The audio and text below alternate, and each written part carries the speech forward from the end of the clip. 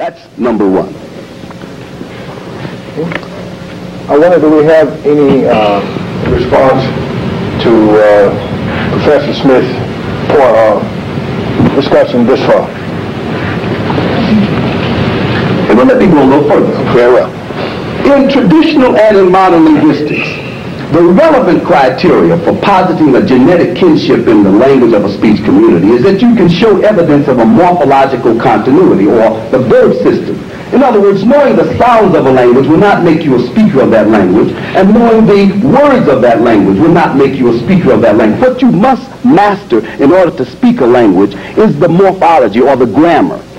Okay? You must know how to inflect for plural and possessive. You must know how to modify nouns. Do you place adjectives in front or after the noun? How do you make past tense, present tense, progressive, or future tense with verbs? If you don't know how to use the morphology of the language, then you're not going to be proficient or not even understood by a speaker of that language. Now, let's look at the English language. The English language is a language that has a grammar that is different from the African languages from which the slave descendants of African origin came. In other words, the African languages from which black people came are labeled Hamitic or Bantu languages. These West African languages had sounds in them that did not exist in the Indo-European languages, and vice versa.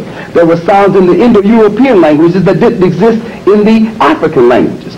Whenever the speaker of one language attempts to speak a language that is structurally different from his own, the speaker will exhibit linguistic retentions. These linguistic retentions often occur as interference modifications or transfer phenomena. If you are a native speaker of a language and you are trying to speak a language that's different, if it's phonetically different, you will find differences in the phonology. If it's grammatically different, then there will be grammatical interference. If it's a lexical difference, then you will find lexical retentions or interference. This is what has happened for the slave descendants of African origin.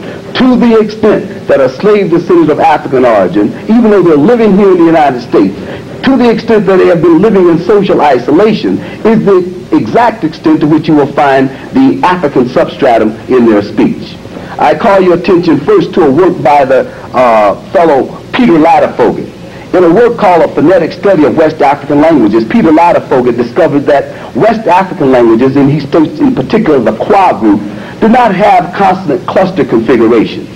Now, these consonant cluster configurations that don't exist perhaps never existed in the first place.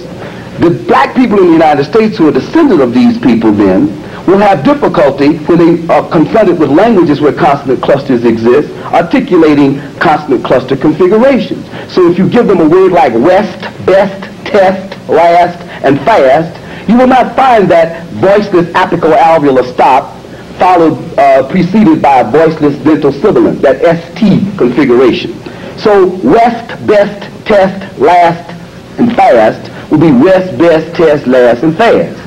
Build, bold, cold, hold, this voiced apical-alveolar stop following a voiced alveolar lateral will not come in a configuration. So build, bold, cold, and hold will be build, bold, cold, and hold.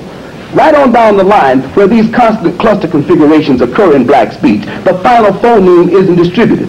It is erroneous to say that the black man then is deleting a final phoneme. The European Zionists who write about black language talk about this deleted final phoneme, or they talk about deletions, omissions, and weakenings and reductions, meaning then that this is something that was supposed to have been there that's not there. You cannot delete, omit, or drop what never existed in the first place. Well, on that same point.